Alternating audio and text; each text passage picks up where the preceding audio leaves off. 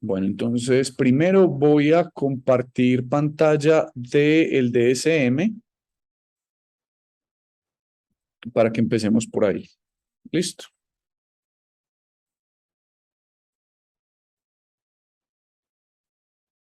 Muy bien.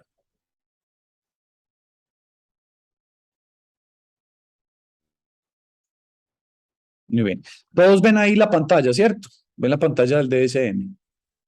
Sí, Perfecto. Listo, entonces, bueno, voy a ampliarlo un poquito. Nos vamos a ir. Acuérdense que estamos dentro de los trastornos del neurodesarrollo. En el índice, en la sección 2, trastornos del neurodesarrollo, ¿cierto? Dimos clic y nos salta hasta la página 31.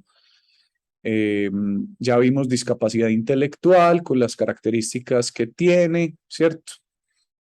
Vimos también dentro de trastornos de la comunicación, empezamos a ver el trastorno del lenguaje, que acuérdense que en trastorno del lenguaje vimos que hay expresivo y receptivo, y empezamos a ver el fonológico. Entonces, ¿cuáles son los criterios diagnósticos del fonológico? Acuérdense que en el DSM, para poder cumplir un diagnóstico, deben estar presentes todas las letras mayúsculas. ¿Listo? Siempre. Entonces, lo primero, en el trastorno fonológico, recuerden que esto es dificultad para los sonidos, para producir algunos sonidos. Entonces, dificultad persistente en la producción fonológica que interfiere con la inteligibilidad del habla o impide la comunicación verbal de los mensajes. Es decir, que esos problemas en la emisión, en la producción de ciertos sonidos, dificulta el entender lo que esa persona está diciendo o lo que ese niño está diciendo. ¿Listo?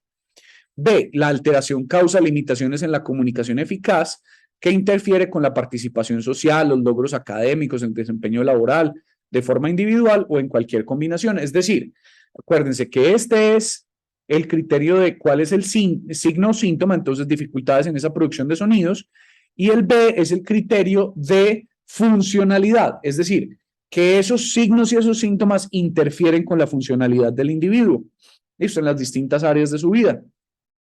C, el inicio de los síntomas se produce en las primeras fases del periodo del desarrollo, es decir, se produce durante las etapas del desarrollo, es criterio de temporalidad. Y D, las dificultades no se pueden atribuir a afecciones congénitas, ¿sí? Como algunos síndromes particulares, o adquiridas como parálisis cerebral, paladar hendido, hipoacusia, disminución, acusia, funcionalidad auditiva, traumatismo cerebral, un golpe en la cabeza, u otra afección médica o neurológica. ¿Listo?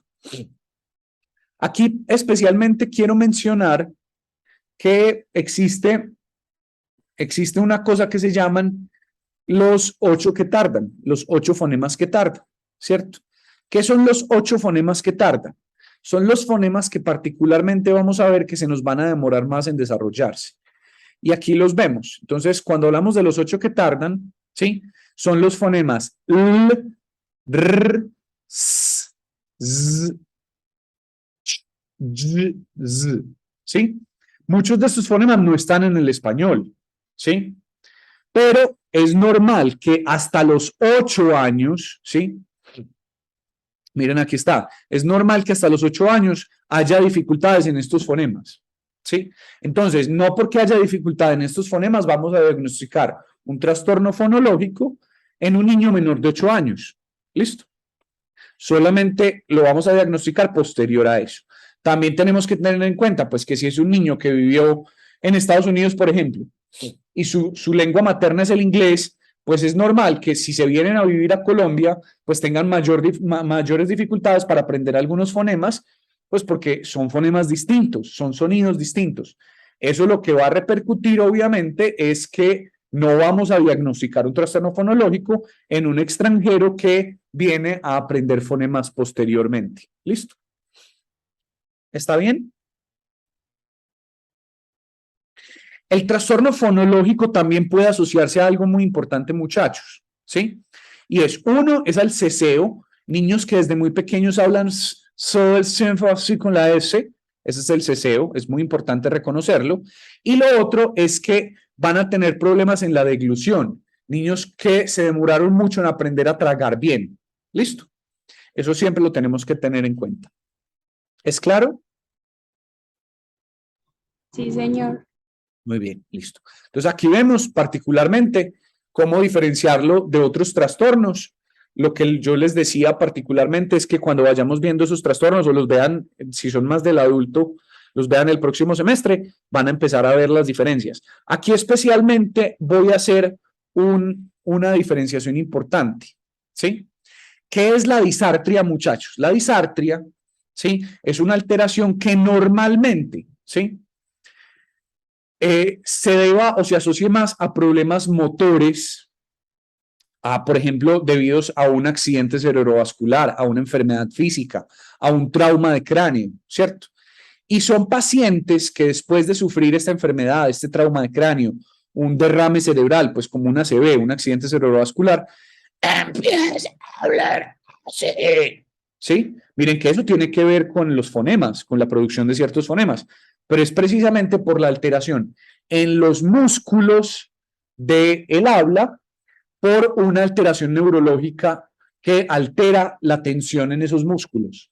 Entonces hablan así. Listo. Eso es la disartria. Eso no es un trastorno fonológico. Se llama disartria. Listo. Y con respecto al mutismo selectivo, que vamos a ver que es un trastorno más de ansiedad que del habla como tal, es que los niños se restringen a hablar delante de personas en situaciones en las que les generan ansiedad, ¿cierto? Pero hablan bien, pronuncian bien los fonemas cuando están con personas que les generan seguridad, con sus cuidadores, por ejemplo. Entonces, no hay problemas fonológicos. La dificultad es que se restringen al hablar delante de personas que no les generan confianza. ¿Listo? A eso se le conoce como mutismo selectivo. ¿Es claro, muchachos? Sí, Muy bien, perfecto. El siguiente trastorno que vamos a ver es otro trastorno dentro de la comunicación que hace parte de los trastornos del neurodesarrollo. Tiene que ver es cómo se desarrolla nuestro cerebro, ¿cierto? Que afecta obviamente las áreas del lenguaje, ¿sí? Es el trastorno de la fluidez de inicio en la infancia, también conocido como tartamudeo. Pero las palabras técnicas para hablar de este trastorno son las siguientes. La primera de ellas es la palabra más usada, ¿sí? Que es técnicamente usada, es la disartria. Perdón, perdón, la disfemia, ¿sí? Listo. Disfemia es una palabra para referirse al problema de la fluidez, pero también se le puede llamar como espasmofemia, ¿listo? O también se le puede conocer como disfluencia. ¿Listo? Entonces, si alguna vez escuchan alguna de estas tres palabras, están hablando es de el tartamudeo, ¿sí? De lo que muchos conocemos como ser gago, ¿sí? Aquí en Antioquia le decimos así. ¿Listo? Pero la palabra técnica es disfemia, espasmofemia o disfluencia. Lo que pasa es que la disfemia, la espasmofemia o la disfluencia se puede dividir en dos tipos. Un tipo que es de tipo infantil, que es el trastorno de neurodesarrollo, ¿sí? O también puede haber una disfemia de tipo adulto, y es cuando los síntomas empiezan es en la adultez. ¿Listo? ¿Por qué? Por un derrame cerebral, por un trauma de cráneo, por una epilepsia, por alguna enfermedad particular. ¿Listo? ¿Sí? Entonces hay dos tipos de disfemia. Infantil, que es este trastorno del neurodesarrollo, o en la adultez, que es la tartamudez que inició en la adultez, que no inició cuando estaba pequeño, por alguna afección médica. ¿Listo? Ahora sí, miremos qué es eso de la disfemia. La disfemia entonces, muchachos, es lo siguiente. La disfemia consiste en alteraciones de la fluidez y la organización temporal normales del habla que son inadecuadas para la edad del individuo y las habilidades del lenguaje, que persisten con el tiempo y se caracterizan por la aparición frecuente o notable de uno o más de los siguientes factores. Es decir, con la sola presencia de uno de estos 7 ya se cumple el criterio A. ¿Listo? Muy bien. Nosotros en Colombia tenemos un jugador de fútbol que es el típico ejemplo de un trastorno, de una disfemia que inició desde chiquitico, es decir, un trastorno del neurodesarrollo en la fluidez. ¿Sí? ¿Quién es ese jugador de fútbol? James. James, muy bien. James tiene una disfluencia, ¿sí? Una disfemia, ¿listo?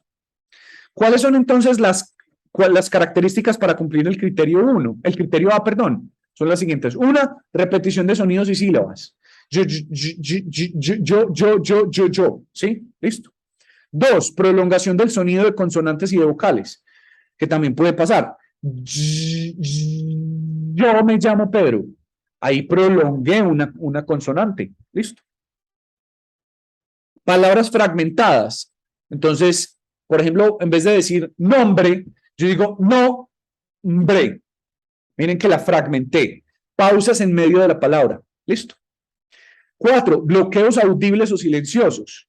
Bloqueos es que yo estoy hablando y me quedo como bloqueado en un sonido, o también puede ser silencioso, como el caso anterior, ¿sí? Circunloquios, muchachos, esta palabra es muy importante, que se la aprendan, es sustitución de palabras para evitar palabras problemáticas. Entonces son personas que les saben que de palabras muy largas pueden ser problemáticas para ellos. Entonces buscan usar solo casi que monosílabos, ¿listo? Para poder comunicarse, porque les da miedo bloquearse, tener un bloqueo en el lenguaje por las palabras más complejas. ¿Listo? 6, palabras producidas con exceso de tensión física. Entonces, uno se ve que ellos hablan con mucha fuerza. Eso también puede ser un elemento propio de la disfemia. ¿Listo? 7, repetición de palabras completas monosilábicas, como yo lo veo. ¿Listo? Eso es una disfemia, muchachos. Esos son los síntomas que podemos encontrar. Lo otro que también podríamos encontrar es lo siguiente, y es que el criterio B, que es el de funcionalidad, nos dice esto.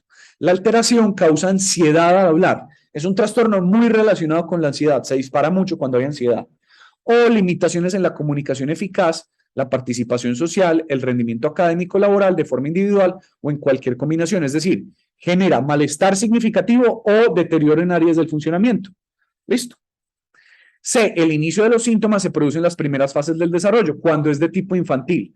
Pero también nos dicen que puede haber de inicio tardío en la adultez que tiene un código del CIE-10 diferente. Entonces, aquí tenemos el F80.8, 81, y aquí tenemos el F98.5, que es cuando la disfluencia o la disfemia inicia en la adultez. ¿Listo? Ahí están los dos tipos. D, la alteración no se puede atribuir a un déficit motor o sensitivo del habla, disfluencia asociada a un daño neurológico, como una enfermedad particular, porque acuérdense que estamos hablando del de inicio de la infancia, un ictus, que es un derrame cerebral, un tumor, un traumatismo de cráneo, u otra afección médica que nos explique mejor este trastorno mental. ¿Listo? ¿Es claro entonces la tartamudez o disfemia, muchachos? Sí, profe. Es bien interesante este trastorno, muchachos, porque cuando yo pongo a un niño con disfemia a cantar, deja de tartamudear. Es decir, el cantar o recitar algunas cosas en especial que involucra otras áreas del cerebro, ¿sí? Que no son las mismas áreas de expresión, ocurre que el tartamudeo disminuye. ¿Listo? La disfemia disminuye. Y eso hace parte de la terapia que uno hace, ¿sí? Muy bien. ¿Es claro entonces el trastorno de la fluidez? Ya aquí tienen las herramientas para poderlo diagnosticar.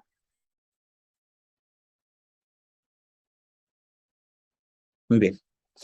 ¿Alguna pregunta hasta ahí, muchachos? Muy importante, altamente heredable. Tiene una heredabilidad alta. Listo.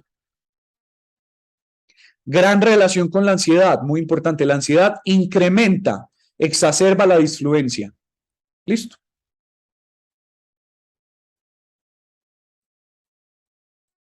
¿Estamos claros, muchachos? Sí. Muy bien. El siguiente trastorno de la comunicación que les voy a mencionar es el trastorno pragmático. ¿Qué es el trastorno pragmático, muchachos? Es el trastorno en donde vamos a ver que se parece mucho al autismo, pero tiene una pequeña diferencia, ¿sí? mucha gente diagnostica mal el autismo, cuando en realidad no es un autismo, sino un trastorno de la comunicación social o trastorno pragmático del lenguaje, ¿cierto? Porque miren en qué se caracteriza este trastorno. A, dificultades persistentes en el uso social de la comunicación verbal y no verbal, que se manifiesta por todos los siguientes factores. Uno, deficiencia, todos los factores tienen que estar presentes todos para que se cumpla el criterio A. Uno, deficiencias en el uso de la comunicación para propósitos sociales, como saludar, compartir información de manera que sea apropiada en el contexto social. A estos niños les dificulta mucho leer el contexto. Miren lo siguiente, deterioran la capacidad para cambiar la comunicación de forma que se adapte al contexto o a las necesidades del que escucha, como hablar de forma diferente en un aula o en un parque, conversar de forma diferente con un niño o un adulto, evitar el uso del lenguaje demasiado formal. Entonces son niños que hablan mucho, por ejemplo, el famoso síndrome de Discovery Kids, que hablan, es fantabuloso como lo escuchan, pero eso es normal en niños que ven mucha televisión. Ahora, en el trastorno de la comunicación social, esto es un patrón constante y permanente. Les cuesta mucho, miren, dificultades para seguir las normas de conversación y narración, como respetar el turno de la conversación, expresarse de un modo cuando no se es bien comprendido y saber cuándo utilizar signos verbales y no verbales para regular la interacción. Entonces les cuesta mucho el lenguaje no verbal, ¿cierto? Entender cuándo le toca conversar, seguir el curso de la narración. ¿Listo? 4, dificultades para comprender lo que no se dice explícitamente. Les cuesta mucho entender metáforas, ironías, inferencias, ¿sí? Significados no literales o ambiguos del lenguaje, ¿sí? Como expresiones idiomáticas, humor, metáforas, múltiples significados que dependen del contexto para la interpretación. Eso pasa mucho también en el autismo, muchachos. Lo que pasa es que vamos a ver que en el autismo se le suma una característica adicional a esto. ¿Me siguen hasta ahí? Sí, profe. Muy bien. Bueno. B. Las deficiencias causan limitaciones en la comunicación eficaz, la participación social, las relaciones sociales, los logros académicos o el desempeño laboral, ya sea individualmente o combinación de las distintas áreas. Es decir, criterio de funcionalidad. ¿Listo? C. Los síntomas comienzan en las primeras fases del periodo del desarrollo, pero las deficiencias pueden no manifestarse totalmente hasta que la necesidad de la comunicación social supere sus capacidades limitadas. Obviamente, en niños muy chiquitos es difícil diagnosticar este trastorno, pero cuando ya se va complicando la interacción en el aula, en el colegio, pues ahí sí se van notando más las dificultades para entender estas metáforas, para entender el lenguaje no verbal. ¿Listo? Y de los síntomas no se pueden atribuir a los efectos de una afección médica o neurológica, a la baja capacidad de los niños de morfología y gramática, y no se explica mejor por un trastorno del espectro autista, por una discapacidad intelectual o un retraso global del desarrollo u otro trastorno mental. ¿Listo? Entonces, este es un diagnóstico de esos que se dicen diagnóstico de descarte. Descarté el resto de cosas. Ahí sí, me sigue cumpliendo los síntomas. Ahí está el diagnóstico. ¿Listo? ¿Cómo lo vamos a diferenciar particularmente del autismo? La característica principal, muchachos, para hacer el diagnóstico diferencial del autismo es que en los dos se dan los problemas de comunicación social, pero en el autismo, adicional a los problemas de comunicación e interacción social, se van a dar conductas o patrones restrictivos repetitivos. Es decir, además de problemas en la comunicación e interacción social, el niño con autismo tiene movimientos repetitivos, estereotipias motoras, tiende a ser muy restrictivo con algunas cosas, ¿sí? ¿Listo? Esa es la gran manera de diferenciar o un niño con autismo o un niño con trastorno de la comunicación social. ¿Listo?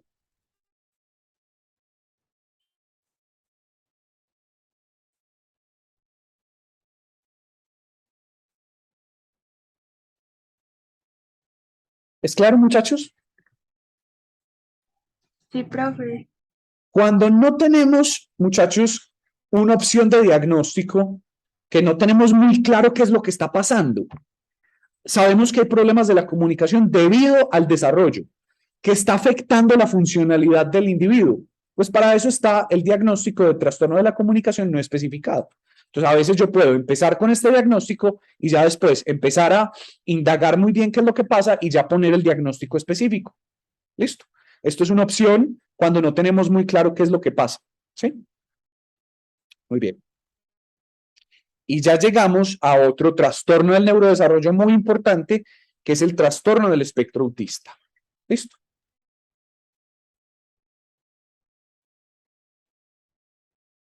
Muy bien.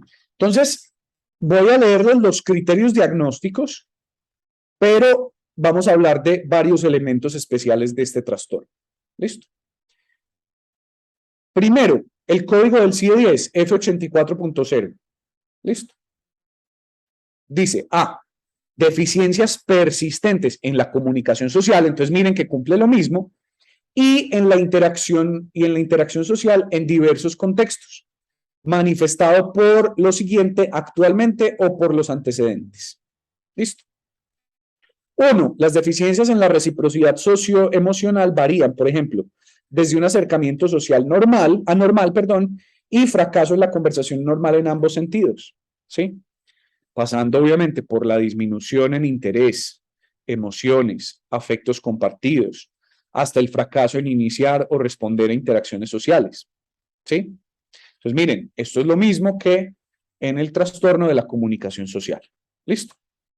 2. Las deficiencias en las conductas comunicativas no verbales utilizadas en la interacción social pueden variar también, desde una comunicación verbal y no verbal poco integrada, pasando por anomalías del contacto visual, miren, dificultad en el contacto visual, en el lenguaje no verbal, del lenguaje corporal, entonces no utilizan las manos para expresarse, o deficiencias de la comprensión y el uso de gestos, hasta una falta total de expresión facial y de comunicación no verbal. ¿Listo? 3. Las deficiencias en el desarrollo, mantenimiento y comprensión de las relaciones pueden variar, por ejemplo, desde dificultades para ajustar el comportamiento a diversos contextos sociales, pasando por dificultades para compartir juegos imaginativos o para ser amigos, hasta la ausencia de interés por otras personas.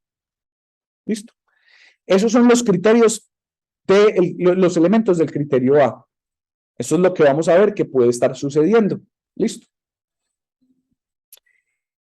Ya ahorita les explico lo de la gravedad. ¿Listo? Criterio B. Ocurren una cosa que se llaman patrones restrictivos repetitivos del comportamiento, interés o actividades, que se manifiestan en 2 o más de los siguientes puntos, actualmente por los antecedentes. ¿Listo? Entonces, ¿cuáles son los elementos? 1. Movimientos, utilización de objetos o habla estereotipados o repetitivos. Entonces, el niño que hace movimientos particulares, ¿sí? Esos son movimientos estereotipados, que son estereotipias motoras simples, alineación extraña de juguetes o cambio de lugar de objetos. Ecolalia, muchachos, ¿qué es la ecolalia? ¿Quién me dice?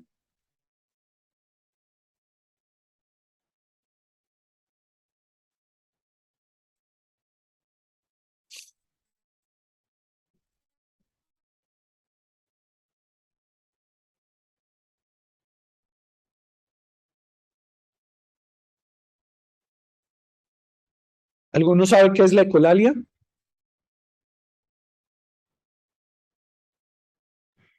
Profe, los que repiten como todo, pues, o sea, como lo que yo le estoy hablando, él lo repite así, pues como tal, como imitar, ¿no?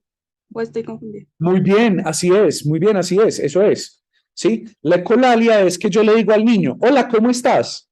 Y él, ¿qué me va a decir? Hola, ¿cómo estás? Hola, ¿cómo estás? Hola, ¿cómo estás? Hace un eco. Eco es repetición, lalia, lenguaje. ¿Listo? También pueden tener frases idiosincrásicas. ¿Qué es idiosincrásica? Es su propia frase, una frase que de algo que uno no entendió qué fue lo que dijo. ¿Sí? Listo. 2. Insistencia en la monotonía. Tienden a buscar que no se les cambien patrones, exceso de inflexibilidad en las rutinas, patrones ritualizados de comportamiento verbal y no verbal, ¿sí? Por ejemplo, gran angustia frente a cambios pequeños, dificultades con las transiciones, patrones de pensamiento rígidos, rituales de saludo, necesidad de tomar el mismo camino o de comer los mismos alimentos cada día. Son niños que se les dificulta muchísimo cambiar el patrón de alimentos, ¿sí? Comer nuevos alimentos se les dificulta muchísimo. ¿Listo? 3, intereses muy restringidos y fijos, que son anormales en cuanto a su intensidad o foco de interés. Por ejemplo, fuerte apego o preocupación por objetos inusuales, intereses excesivamente circunscritos o perseverantes. Es decir, se centran en algo y hablan y hablan y hablan y hablan de eso, ¿sí? Y no más. Y tú intentas cambiarlas de tema y es muy difícil, ¿sí? Puede haber hipo o hiperreactividad a estímulos sensoriales o interés inhabitual por aspectos sensoriales del entorno. Por ejemplo, indiferencia aparente al dolor y la temperatura. Hay que tener mucho cuidado con ellos porque ellos se pueden estar quemando y no te van a manifestar que se están quemando. También respuesta adversa a sonidos o texturas específicas. Muchachos, en esto yo siempre lo digo semestre a semestre. Ellos son muy sensibles a ciertos sonidos, especialmente a ciertos tipos de música, por ejemplo. Entonces, yo en esto insisto, muchachos, si ustedes son de los vecinos que ponen un equipo de sonido duro en sus casas todo el día, piensen que posiblemente en el apartamento o en la casa del lado pueda vivir un niño con autismo. Y les pueden estar generando muchas crisis de ansiedad debido a ese equipo de sonido. Si usted va a escuchar música, póngase audífonos, ¿sí? Listo. Yo sé que nos gusta la música y nos gusta a veces oírla duro, pero piense que es que al del lado le puede estar incomodando, y más si es un niño con autismo, ¿sí? Tienden a caer mucho en el olfateo, estar olfateando todo, palpar excesivamente objetos, los tocan 1000 veces, ¿sí? Se fascinan visualmente por algunas luces o movimientos, ¿listo? Se quedan lelos mirando una luz que parpadea, por ejemplo, ¿listo? Esos son los patrones restrictivos repetitivos, ese es el criterio B. Aquí, el criterio A y el criterio B, los dos son criterios de signos y síntomas. El B no es de funcionalidad en este caso. Porque miren lo que vamos a ir viendo acá. El criterio C que nos dice, los síntomas deben estar presentes en las primeras fases del periodo. Aquí sí es de temporalidad. Listo. Pero D, miren lo que nos dice, los síntomas causan un deterioro clínicamente significativo social, laboral o en áreas importantes del funcionamiento. Es decir, el criterio de funcionalidad en el autismo es el criterio D. ¿Sí? Y el criterio E nos dice, estas alteraciones no se explican mejor por una discapacidad intelectual o por un retraso global del desarrollo. La discapacidad intelectual y el trastorno del espectro autista con frecuencia coinciden, pueden diagnosticarse juntos, puede haber comorbilidad, ¿listo? Para hacer diagnóstico de comorbilidades de un trastorno del espectro autista y la discapacidad intelectual, la comunicación social ha de estar por debajo de lo previsto para el nivel general del desarrollo. Es decir, vamos a ver que para poder diagnosticar los dos, la alteración en la comunicación social es de lo que más tiene que estar afectado. ¿Listo? Ahí podemos diagnosticar ambos. ¿Alguna pregunta hasta ahí, muchachos?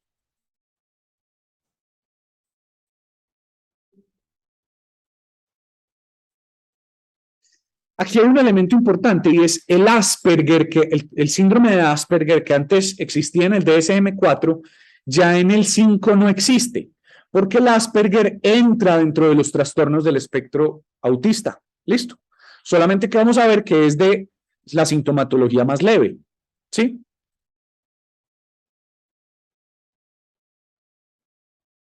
¿Es claro, muchachos? Sí, profe. Muy bien. Ahora, yo que sí debo especificar, miren, tanto el criterio A como el criterio B, yo debo especificar el nivel de gravedad, porque un niño puede tener problemas muy serios en la comunicación social, pero problemas muy leves en los patrones restrictivos repetitivos. Entonces yo debo evaluar la gravedad por separado.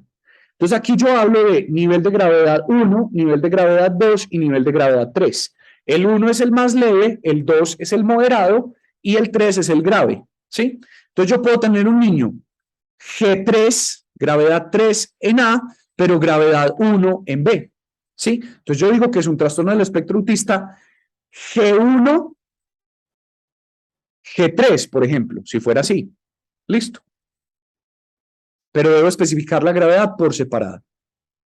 ¿Cómo puedo saber cómo evalúo la gravedad? Pues muchachos, el DSM nos dice, vea, vamos a evaluar el nivel de gravedad 3, nivel de gravedad 2 y nivel de gravedad 1, ¿sí?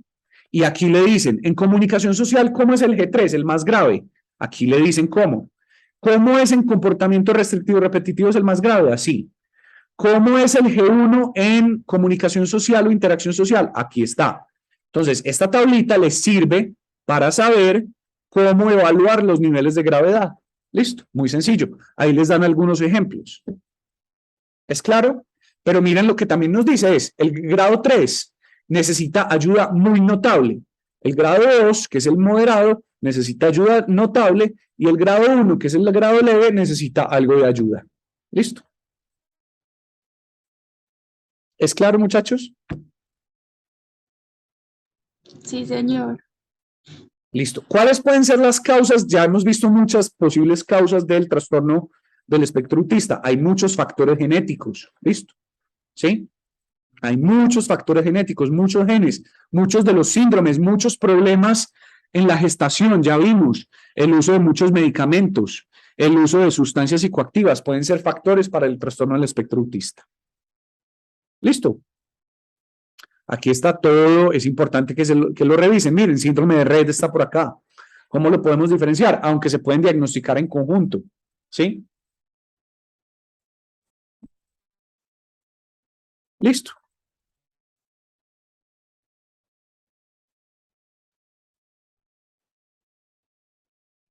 ¿Es claro, muchachos? Sí, profe. Muy bien. Bueno, entonces, quiero que hablemos un poquito, quiero mostrarles algunos videos de síndromes que pueden estar relacionados con el trastorno del espectro autista. ¿Listo? Es decir, síndromes que, además del síndrome, tienen características del trastorno del espectro autista.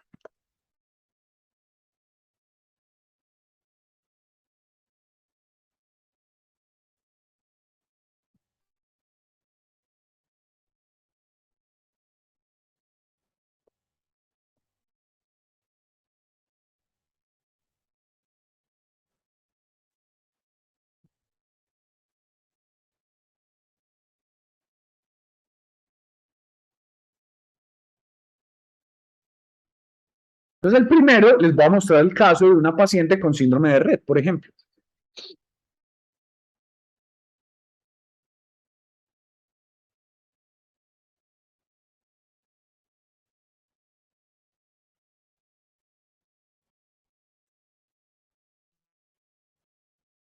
Vamos con...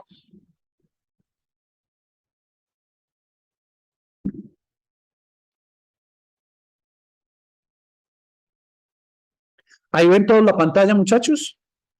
Sí. Espérenme que me faltó compartirles el audio.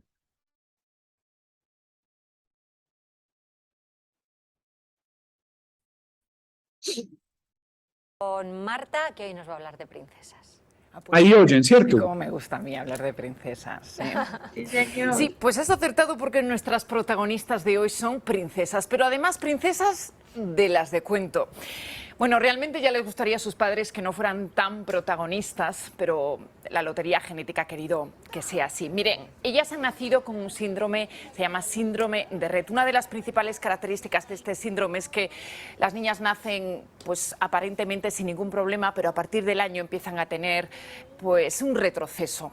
Pierden esas habilidades que habían adquirido, dejan de andar, dejan de hablar. ¿Y por qué hablamos de princesas de cuento? Porque una amiga de la familia ha escrito a ver si lo ven en sus pantallas, La princesa sin palabras. Y lo que intentan con este cuento es que el resto de las niñas aprendan a relacionarse con las niñas Rett y la importancia de relacionarse con las niñas Rett. ¿Saben quién nos va a contar este cuento? Lo van a ver. Pues la hija de la autora se llama Olivia. Miren. Una enfermedad que conocen muy pocas personas. Como nos lee Olivia, la enfermedad la conocen muy pocas personas, pero ella sí, porque Lucía y su amiga Marta son princesa Red, como la princesa de su cuento. ¿Este libro quién lo ha escrito? Mi madre. ¿Que no lo han leído? Se lo contamos. La princesa nació sin problemas aparentes, pero después de unos meses seguía sin gatear, no saludaba con las manos, ni hacía un simple cucutrás. Ella golpeaba mucho, pero no las usaba. Me daba la sensación que no existían para ella, porque Marta, tú la dejabas sentada, se quedaba así en el suelo y caía de lado y ni siquiera la apoyaba. O sea, el reflejo este que tenemos todos de apoyar. Entonces, pues yo antes de ir al pediatra en internet metí retraso psicomotor, niña y golpeo de manos. Y me salió en internet el síndrome de Rett. Una mutación genética que no da la cara hasta que las niñas tienen 1 año de vida. Algunas llegan a hablar, pero hablar lo que habla un niño de 1 año, mamá, papá, eta, o sea, galleta. Y a partir del año tiene una regresión, pierden todo lo que habían adquirido hasta ese momento. Laura comienza varias terapias y sus padres a recaudar fondos para la investigación, su primer objetivo, pero el tiempo les ha dado más. Lucharé toda mi vida porque Marta encuentre una cura. Pero también me he encontrado una serie de trabas que como mamá no me han gustado. Entonces he abierto otro pequeño frente donde sí que me gusta dar visibilidad a la enfermedad. Y ahí entra en juego Cruz, la autora del cuento y mamá de Olivia. ¿Os conocéis del colegio? Sí, íbamos juntas desde los 6 años Y habéis al tenido mismo las colegio. niñas casi parejas, ¿no? Que os habéis quedado embarazadas por ahí, por ahí. Y porque lo suyo es escribir, se le ocurrió La princesa sin palabras. Siempre he intentado que Olivia, cuando vamos a ver a Marta, insistir en, mira, mamá, hay que hacerle caso, un caso especial, porque Marta no puede jugar sola, pero Marta también quiere jugar. Y bueno, entonces, a raíz de esta idea que tenía en la cabeza, pues se me ocurrió escribir el cuento para que todos los niños pues les llegase ese mensaje. ¿Y saben por qué? Porque es que estas niñas necesitan de gente que las hable, que las mime, que jueguen con ellas. Porque la princesa no contesta, pero se ríe y le brillan los ojos. Marta reía sin parar. Colorín colorado, pero este cuento todavía no ha terminado.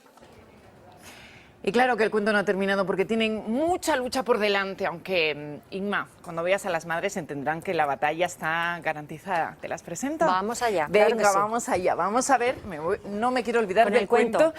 Bueno, pues a Laura y a Marta ya las conoces del reportaje, a Lucía también, que son las protagonistas.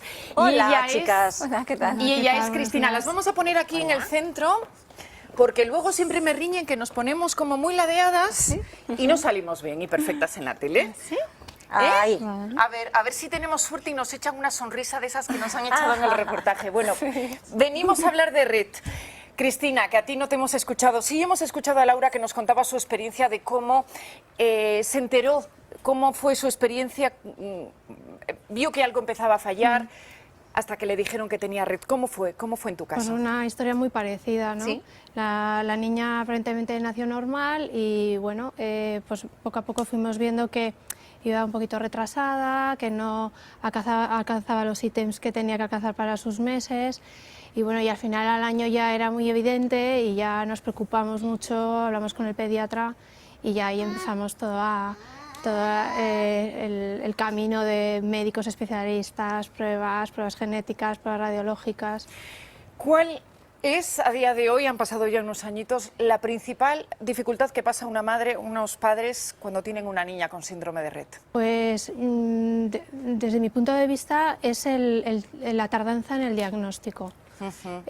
Porque sabes que a tu hija le pasa algo grave, pero en el caso de mi hija se tardó bastante en diagnosticar, porque bueno, es una enfermedad rara y bueno, y tampoco daba unos claros signos. Cuando ya empezó a tener unos claros signos, porque va como muy progresivo, empezó a tener estereotipias, porque al principio no las tenía, y entonces le hacían muchísimas pruebas, todas salían normales, pero la niña no estaba bien, porque era evidente que no estaba bien.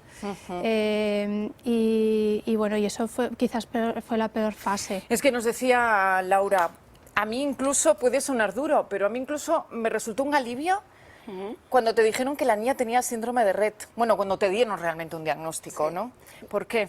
No es un alivio como tal de decir que bien. Porque es una enfermedad grave, Claro, pero el problema es que llevaba ya casi año y medio pensando que a mi hija le pasaba algo, nadie sabía decirte el qué le pasaba y al final eso es una tortura mental que es que para mí era imposible. El día a día me resultaba complicadísimo. Ya cuando te dicen lo que le pasa es como, "Uf, esto es lo que hay". Entonces cojo, como yo digo, meto todos los bártulos en la maleta y digo, empiezo Y de a nuevo. empezar el camino, ¿no? Pero ya sé por dónde tirar. Y por eso están aquí, porque a las dos, como la mayoría de las madres con síndrome de Rett, le parece fundamental la visibilidad. ¿Y por qué es fundamental la visibilidad? Pues para mí porque me he dado cuenta, y yo me incluyo en esa... O sea, me incluyo dentro de los que no somos conscientes de que toda esta gente tiene que llevar una vida normal. O sea, muchas veces somos nosotros los que les quitamos esa normalidad. O sea, ellos tienen muchas limitaciones, pero no muy distintas a las del resto. Entonces, quizás se encuentran con muchísimas trabas que a mí, yo cada vez que lo veo, sobre todo en niñas, me duelen el alma. O sea, son niñas más y tienen que hacer cosas como las niñas. Y como ellas no pueden hacerlo, necesitan a otras personas que les ayuden a hacerlo. Simplemente eso. Y por eso con tu amiga Cruz se os ha ocurrido, no sé a cuál de las dos, A Cruz. a Cruz, pero se les ha ocurrido este cuento, La princesa sin palabras, que realmente es eso, ¿no? Es ayudar, y la importancia de que las niñas jueguen con niñas que tienen, en este caso, síndrome de Rett. Pero me decías cuando hablábamos para el reportaje, es que claro, yo soy consciente de que el resto pues a lo mejor tenga miedo, respeto, pero ahora que yo tengo una niña con discapacidad, lo importante es que el resto cuide a mi hija, hable con mi hija, juegue con mi hija. Es así, ¿verdad? Es así. Yo, como siempre digo, es que aunque sea un minuto, pero es que ese minuto para ella probablemente haya sido una hora. O sea, que alguien esté un minuto con ellas, que les ayude a jugar. Ella no usa las manos, pero si hay una niña o un niño o alguien que les ayude a jugar, juegan como otro más. Es que les gusta. Y notáis que en las niñas hay cambios cuando Sí. juegan con otros niños. Sí. Ellas están encantadas de Bueno. que los niños se acerquen, que les hablen. No pueden realizar juegos de correr, de saltar, patinar, pero hablarles, contarles un cuento, cantarles, les encanta la música. Eso cualquier niño lo puede hacer. Y es un juego muy sencillo que a ellas les encanta. El libro, por si quieren enseñar a sus hijas y a sus hijos a jugar con niña Rett, se llama La princesa sin palabras, y el dinero va además para la investigación, que se está investigando mucho sobre Rett. Antes de que me empiece a reñir Chema, 20 segundos, cada una de vosotras, son vuestras las cámaras para contarle a los madrileños por qué estáis aquí. ¿Cuál es la razón? Pues yo estoy aquí sobre todo para dar visibilidad a una enfermedad rara, que no es tan rara como se cree, y es muy importante que profesionales sepan lo que es un síndrome de Rett, y luego pues a personas como yo, que tenemos que intentar normalizar todo esto, no solo un síndrome de Rett, cualquier discapacidad. Es que las discapacidades las hacemos nosotras muchas veces más grandes de lo que son. Cristina, 20 Bueno, segundos. Pues nosotros que nuestra lucha es variada, buscamos que nuestras hijas tengan calidad de vida y la investigación es para nosotros una esperanza en nuestra lucha. Se está investigando Y es además muy mucho, importante. ¿verdad? Sí, El síndrome de Rett es uno de los que se está investigando ahora, además con fuerza. Pues mamás de niñas con Rett, mamás, muchísima fuerza, Muchas muchísima gracias a suerte. vosotras. Y Gracias. cuando se encuentre la cura, venís aquí a contarlo. Por supuesto, Por supuesto lo que primero sí. que haremos. Y Muchísimas felices, gracias. además, claro que sí. Bueno.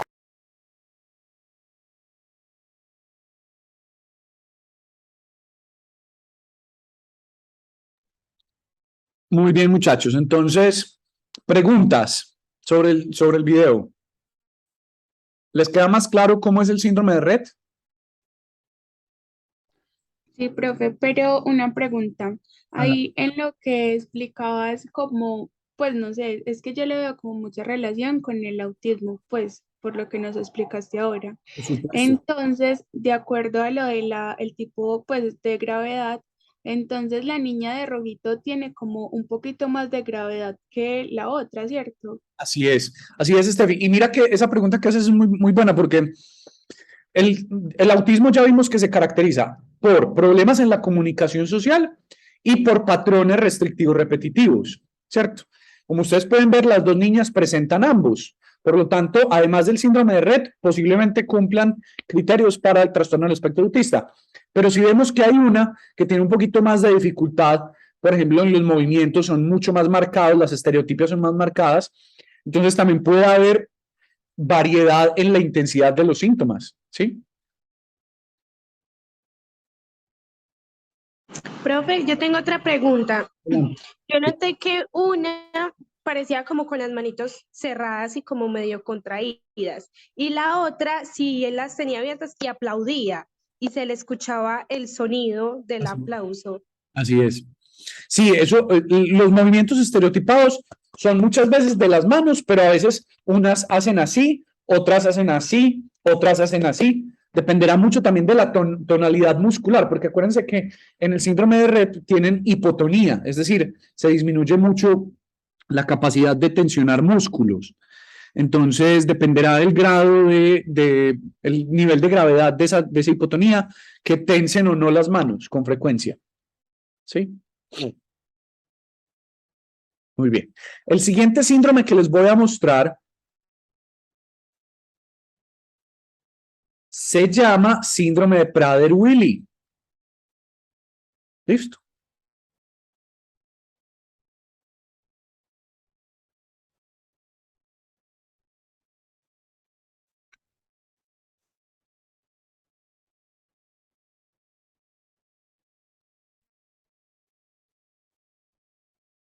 No compartí sonido. Sí.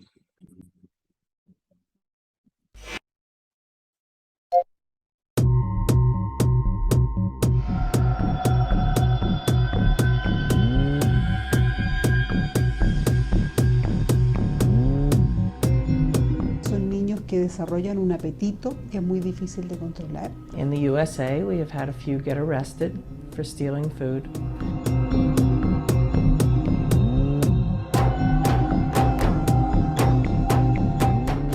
Es una enfermedad que es evolutiva a lo largo del tiempo. Inicialmente son niños recién nacidos muy hipotónicos, que no son capaces de alimentarse solos, que requieren muchas veces alimentación por sonda y que después lentamente van mejorando su tono muscular, caminan un poco más lento, van lento en su desarrollo y posteriormente lo que probablemente hace más característica esta enfermedad es que son niños que desarrollan un apetito que es muy difícil de controlar. Pasa que los niños desarrollan obesidades graves porque son los papás incapaces de controlar la ingesta y desarrollan también conductas obsesivas y pataletas que son difíciles de manejar. All the time they're thinking about, will I get the food?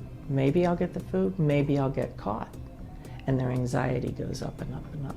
So we see their behavior gets a lot better when the opportunities are taken away from them. Es una familia que por la condición de su hijo tiene que cambiar su modo de vida diario. Tiene que aprender a comer distinto, en horarios distintos, manejar a sus hijos. La cocina sí la tengo que tener cerrada con llave. Es que yo no me puedo descuidar porque sí o sí lo pillo adentro. Acumulan más grasa que músculo, requieren menos calorías que un niño normal. Entonces es complicado el tema de mantenerlos en un peso estable y que no se nos dispare. In the USA, we have had a few get arrested for stealing food. And some of them have psychiatric problems, and then the behaviors can be more concerning. O sea, la comida es una droga y la respuesta finalmente es la misma. Me falta esto aquí o aquí había un pedazo de esto y desaparece. Y después de repente hago su pieza, paso aspirador y encuentro un papelito de algo ahí abajo.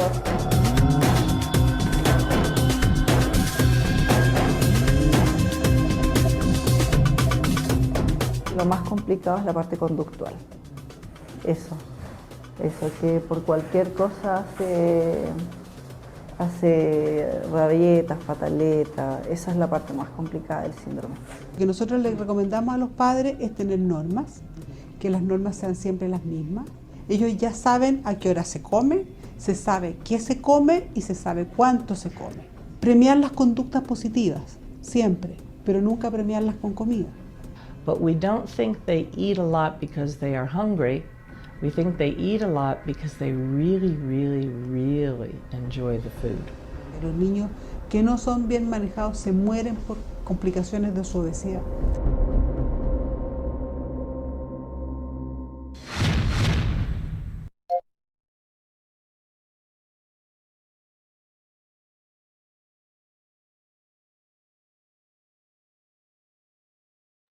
Muy bien, muchachos. Entonces, el síndrome de Prader-Willi, como pueden ver, son niños que tienen dificultades en la comunicación, no hablan mucho, ¿sí?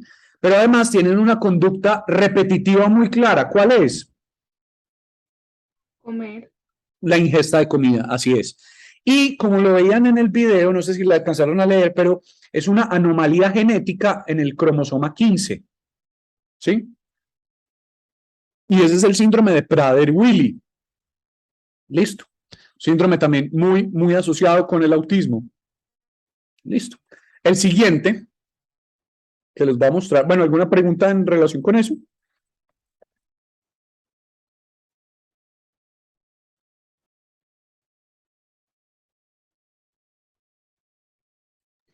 Profe, ¿este se da solamente pues así como en niños o por ejemplo cuando vemos así como una persona, pues por ejemplo yo veo esos cosas de kilos mortales y todo eso y son como muy similares también.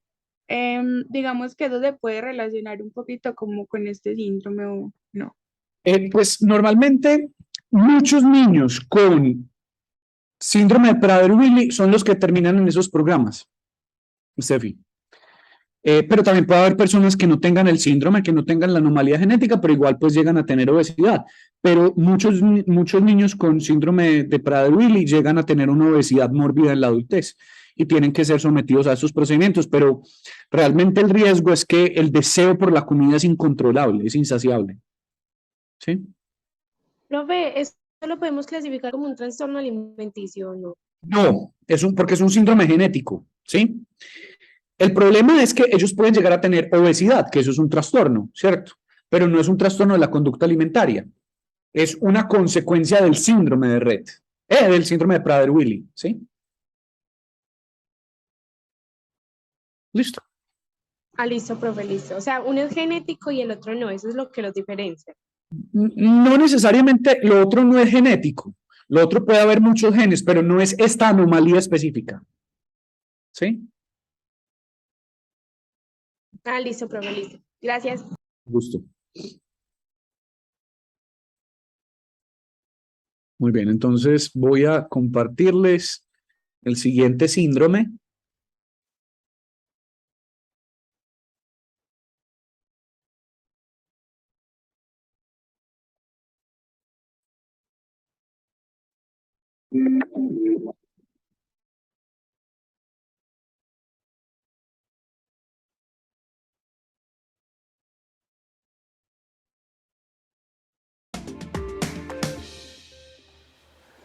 Carla acaba de cumplir 2 años. Con 6 meses le diagnosticaron síndrome de Angelman, una enfermedad que de momento no tiene cura. Este síndrome se llama síndrome de Angelman o de Angelman. Listo.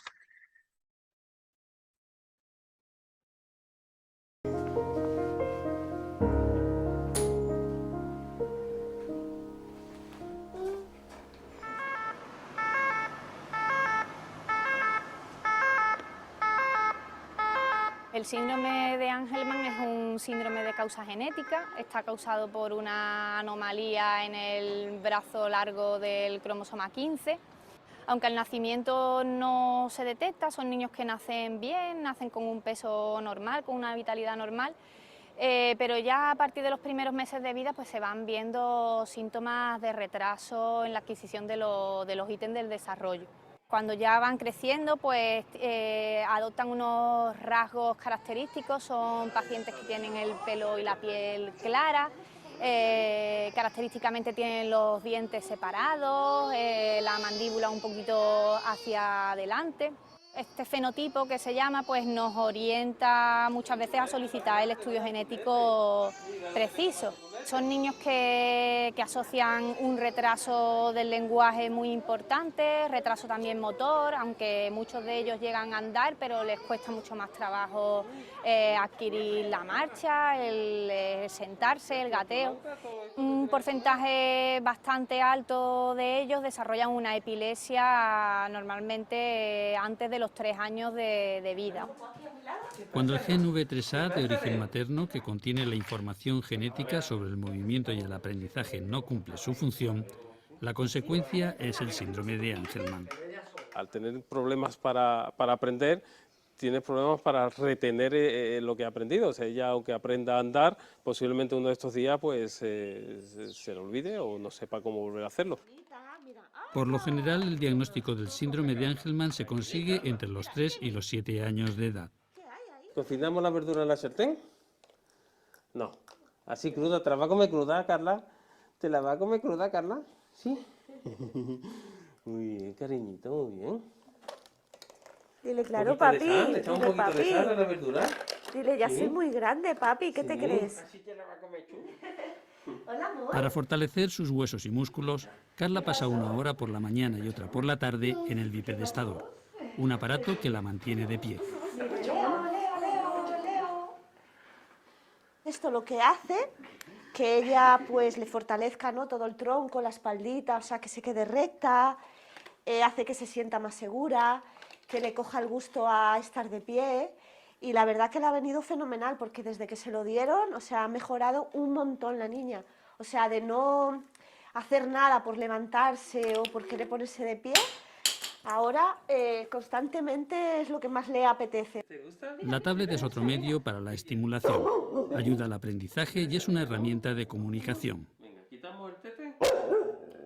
Ella al no poder hablar tiene que comunicarse de alguna manera con nosotros, entonces necesitamos que ella exprese sentimientos, porque si no, frente a otros síntomas mucho más graves no vamos a saber qué es lo que le está pasando. ¿Qué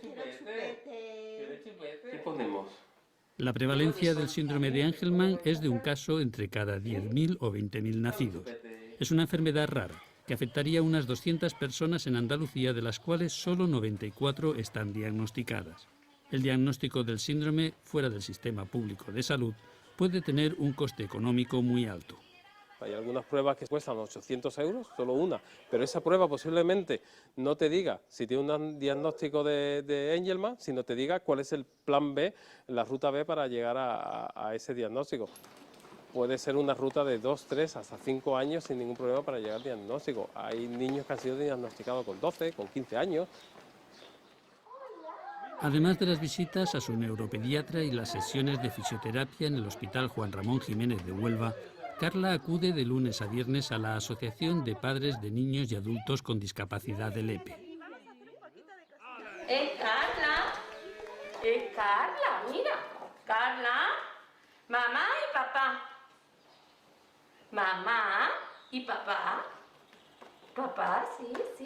Vamos a decirle adiós. Adiós. Vamos a guardarlo, vamos por otra cosa. Los menores de 6 años están en el centro de atención temprana y bueno, pues el trabajo con ellos es, digamos que un conjunto de intervenciones para que esas necesidades que presentan todas las áreas del desarrollo, pues ir trabajándolas para ir alcanzando lo máximo posible la normalidad, ¿no?, dentro de las necesidades que presenta la niña. Trabaja el área motora con el fisioterapeuta y después pues con mi compañera conmigo trabaja lo que es el área cognitiva, social y de comunicación y lenguaje. Cuando ya ves que sonríe tanto, que conoce a todo el mundo, a la familia, que interactúa con niños, que ya quiere moverse más, o sea, es que es una pasada, o sea, para mí es una pasada. A mí me da vida, yo la veo así, a mí me da vida, o sea, se me quita todo las cosas negativas, lo malo, se me quita todo solo de verla así. Lo que más me cuesta ahora, el tema de, por ejemplo, las guarderías. Por ejemplo, aquí no hay, me tengo que ir a vivir a otro sitio, porque aquí ahora tengo que vivir donde ella tenga todo. En estos momentos hay en Europa 5 ensayos clínicos promovidos por otras tantas empresas farmacéuticas que tratan de encontrar un tratamiento para el síndrome de Angelman. María Muñoz, del área de neurología pediátrica del Hospital Infantil Virgen del Rocío de Sevilla, es investigadora en uno de esos ensayos que está en fase 1. Es un fármaco que no está aprobado en humanos, solo se ha aprobado de momento en animales. La esperanza que tenemos es que mejore la enfermedad a nivel de todas las áreas, tanto del desarrollo como de la epilepsia, como de los trastornos de inquietud, del sueño, porque va a la causa del problema. Una de las fuentes de financiación de las investigaciones para encontrar un tratamiento es la Fundación para las Terapias del Síndrome de Angelman, FAS por sus siglas en inglés. Muy bien. La Fundación FAS lo que hace es muy simple, tiene 3 objetivos claros. Uno es atraer los ensayos a España. 2, divulgar la investigación. El objetivo 3, que es el más importante, es encontrar la cura, es pagar la cura. Al final es eso, es encontrar todos los fondos necesarios privados, porque al final solamente dependemos de fondos privados, para que esa cura sea efectiva. FAS mantiene conversaciones con la Junta de Andalucía para la creación de un protocolo de atención al síndrome de Angelman que facilite, entre otras cosas, la especialización de personal sanitario en esa enfermedad. No existe ahora mismo a nivel mundial ningún protocolo homogeneizado para enfermedades raras genéticas. Y lo que le hemos pedido es, créalo tú, sé la primera. No necesita ningún coste añadido, ninguna inversión añadida, es personal especializado, formado, que cree estos protocolos y que cualquier niño de Córdoba, de Almería, de Huelva, como mi hija, cuando acuda a su propio neuropediatra, ese neuropediatra va a tener un protocolo de actuación y sabe lo que estos niños necesitan. Mi ilusión era que fuera, pues eso, una niña normal, que estuviera con sus amiguitos, sus cosas, madre mía. Que tuviera, yo siempre digo, ojalá, me encantaría que tuviera mi infancia, por ejemplo, la mía y la del padre, ¿no? Lo normal, colegios, amigos, hacer cosas, es que todavía no sé cómo va a ser todo eso para ella. La palabra sin cura fue un latigazo en la espalda enorme y con sal.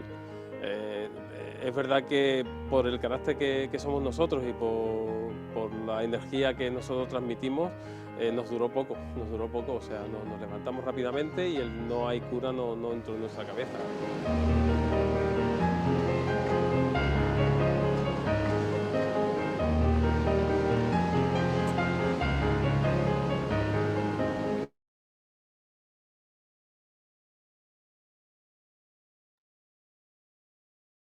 Bueno, muchachos, como pueden ver, el síndrome de Angelman también es una anomalía genética también del par 15 de cromosomas, ¿sí? Que se caracteriza mucho por ciertos movimientos estereotipados, pero les quería mostrar el video de Carla porque Carla tiene una característica que no es común en el síndrome de Angelman, y es que en ella no es muy marcada una de las conductas estereotipadas repetitivas que presentan los niños con Angelman. Ella tiene la anomalía genética, pero no tiene la estereotipia tan marcada. Les voy a mostrar ahora el caso más típico de Angelman. Pero con esto lo que quiero mostrarles es, no todos los niños encajan exactamente en el mismo molde. Hay que hacer exámenes genéticos muchas veces para poder saberlo. Pero sí hay una forma que probabilísticamente es común en los niños con síndrome de Angelman. Entonces les voy a mostrar otro caso.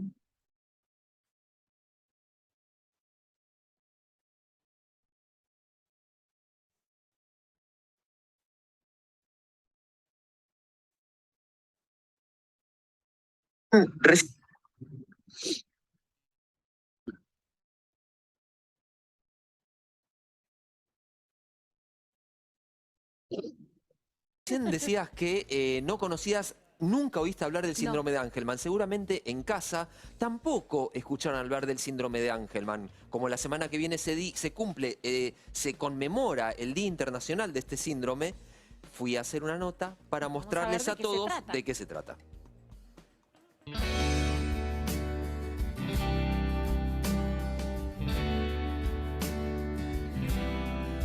El 15 de febrero se conmemora el Día del Síndrome de Angelman, un síndrome poco frecuente que afecta tanto a niños como a niñas. Los invito a que conozcan de qué se trata.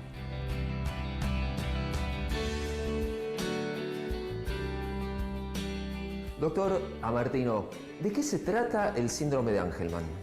El síndrome de Angelman es una de las tantas condiciones genéticas que generan discapacidad intelectual. Es un trastorno donde los niños o las niñas padecen un retraso madurativo, evidente desde los primeros meses de vida, y tiene algunas características especiales. Por ejemplo, una especial dificultad para desarrollar lenguaje. Tardan mucho en caminar. Además, tienen altas chances de desarrollar convulsiones a lo largo de la vida. Se los conocía como los niños felices porque tienen una conducta muy especial, donde la sonrisa es inmotivada, es permanente, transmiten una sensación de estar felices. Es una conducta que es propia del síndrome. ¿Cuál es el futuro entonces que se espera en el tratamiento del síndrome de Angelman? Bueno, el futuro es muy esperanzador, ciertamente, porque estamos pensando en tratamientos que modifican la expresión de los genes. Estamos empezando a experimentar en seres humanos la manera de que ese gen pueda expresarse normalmente y por lo tanto cambiar la historia.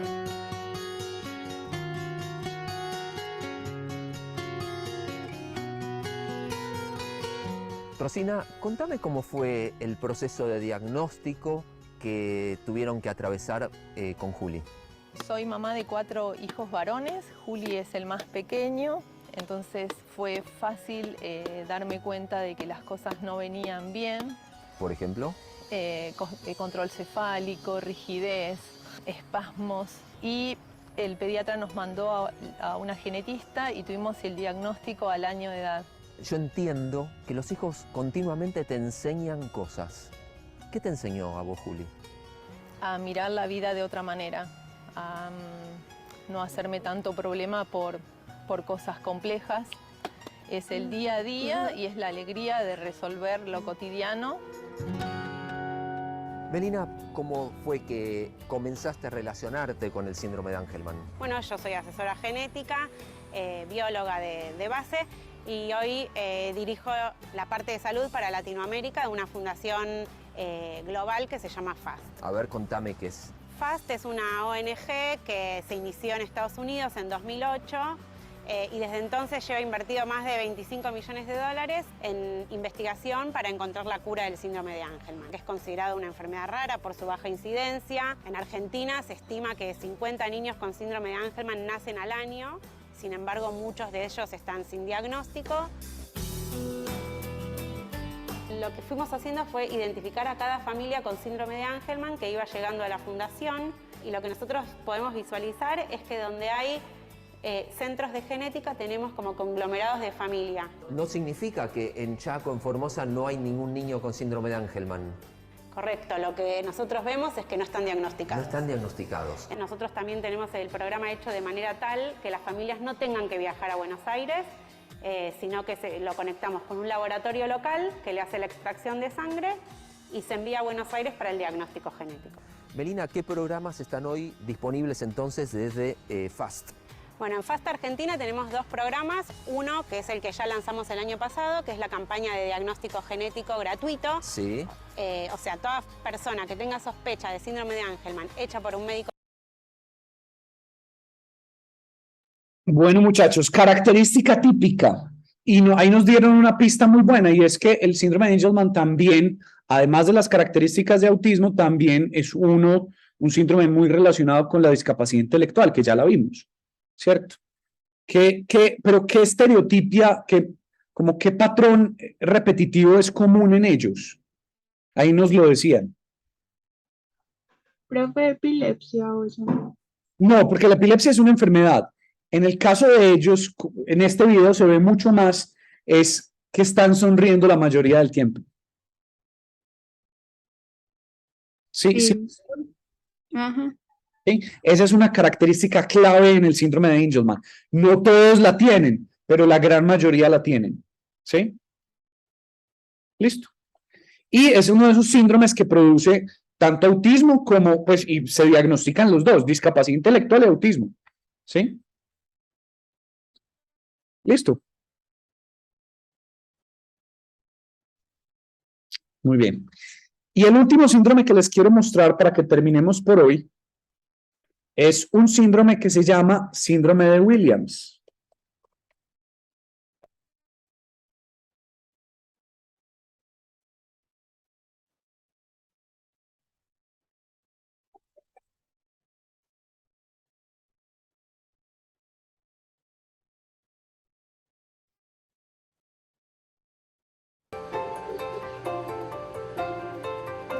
Extrovertidos, alegres, sociables y con ánimo de agradar. Estos son algunos de los rasgos que caracterizan a las personas afectadas por el síndrome de Williams. Es la cara amable de un trastorno que esconde en su cruz una dura realidad. Arantxa, de 6 años, nació afectada por el síndrome. De momento vive ajena a ello. Cada día acude al colegio acompañada de su hermana mayor y de su madre. Derrocha una alegría contagiosa, una alegría que la hace diferente.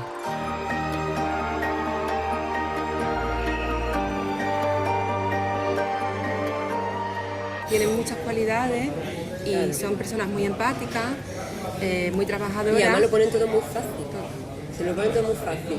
O sea, Arantxa siempre está animando, siempre muy bien, venga, y es muy positiva, con lo cual eso facilita. Pero lo que tú dices, a medida que se van haciendo mayores, pues claro, este tema... viene un poquito más las dificultades. Las dificultades, ¿no? Claro. Pero sí que es cierto que gracias a su carácter, ellos empatizan con todo el mundo, ellos viven los malos ratos de las demás personas, los viven de forma intensa y lo que desean siempre es procurar el bien ajeno. Carmen, Concha y Diego hablan de sus hijos, del día a día cargado de temores e incertidumbres, pero también de satisfacciones y de retos. El síndrome de Williams es una de las enfermedades clasificadas como raras. Afecta a 1 de cada 7.500 personas. Es de origen genético, pero no se hereda. Se produce por una pérdida de genes en el cromosoma 7. Como consecuencia de la pérdida de los genes que están allí contemplados, una alteración con discapacidad intelectual de grado variable, afectación variable también del corazón, algunos niños tienen problemas cardíacos, y talla baja, entre otras cosas. Uno de los genes que se pierde es el gen de la elastina, y ese gen hace que su cara sea un poquito más elástica, más flexible, y les da unas características físicas un poquito diferentes que nos permiten reconocerlo.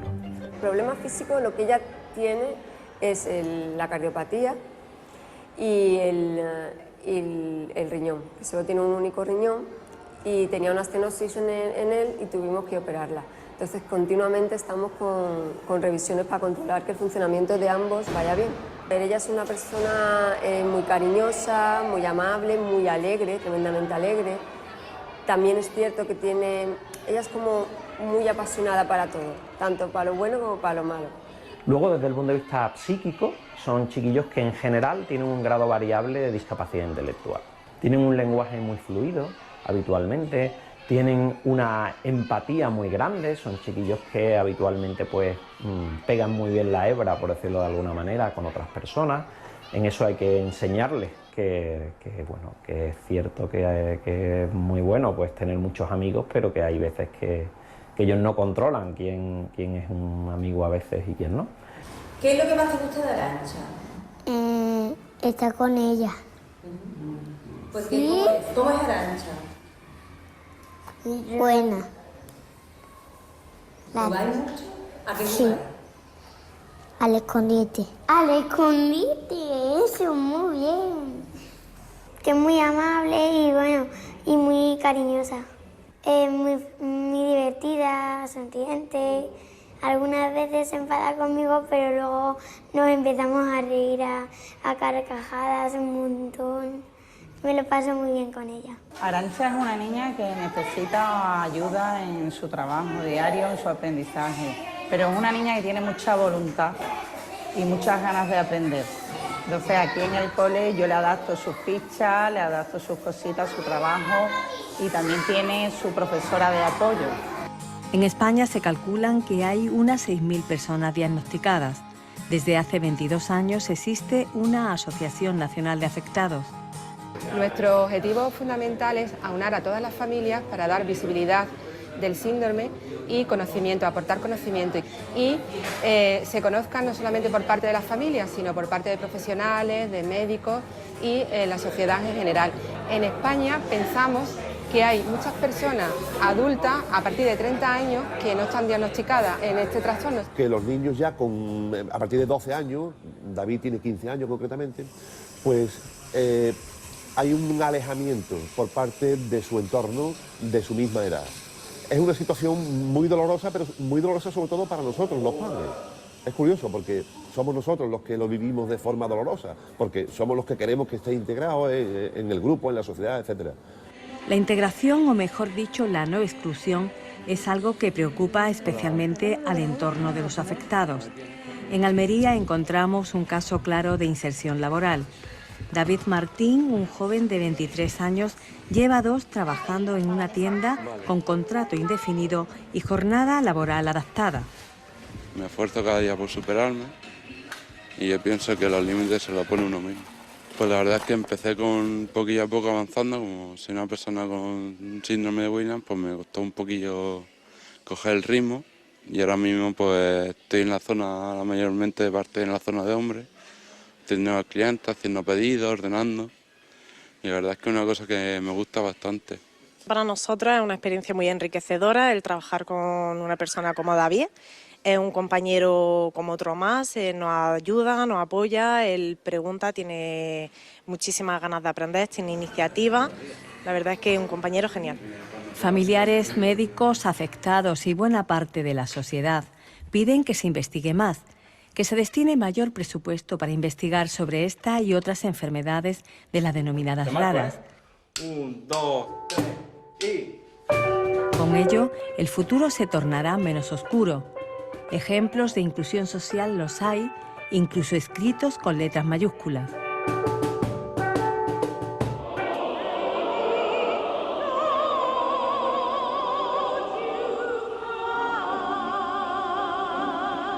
De Estados Unidos nos llega el caso de la soprano de 51 años, Gloria Lenov, con un coeficiente intelectual de 65, incapaz de realizar operaciones matemáticas simples, pero con un trabajo personal de años que le ha llevado a actuar por escenarios de medio mundo.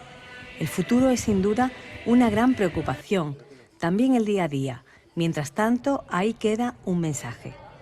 Que si tenéis algún hermano con síndrome o algún amigo, intentar no burlaros de él, sino apoyarlo y cuidarlo. Nicolás, ¿tú sabes lo que quieres ser o no? Sí, policía. Un coche de carrera. ¿Quieres ser conductora de un coche de carrera? Sí. Para hacer carrera, ¿no? Sí, para hacer carrera. Mamá.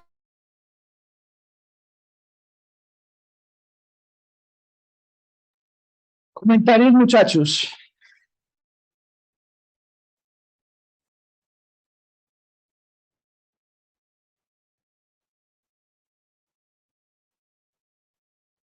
¿Algún comentario?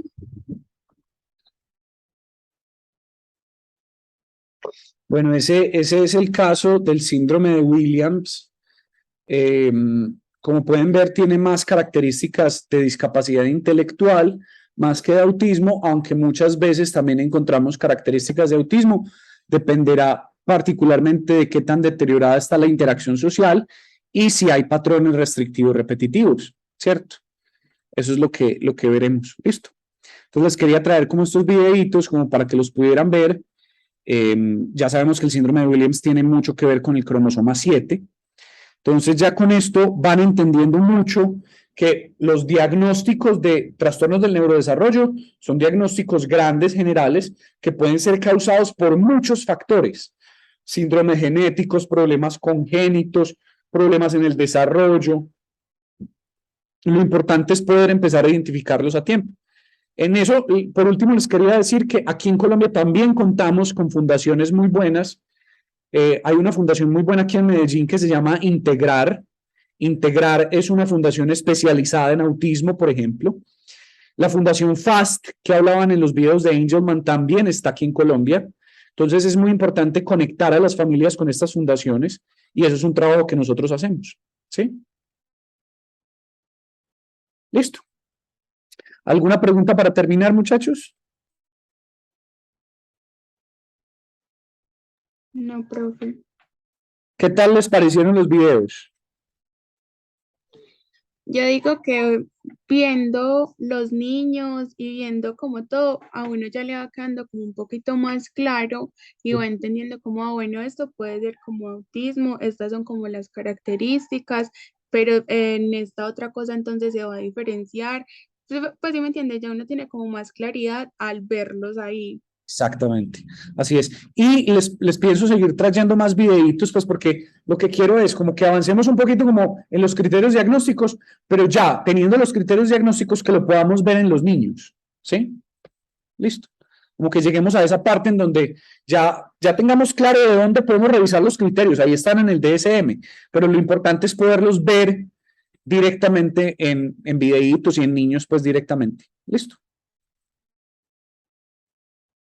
Bueno, muchachos, mañana sí nos vemos presencial. Yo espero no tener pues dificultades, pero creo que pues mañana sí nos vemos presencial en la universidad Y mañana empezamos con déficit de atención e hiperactividad. Listo. Bueno, entonces nos vemos. Chao, muchachos. Chao, profe, gracias. A ustedes.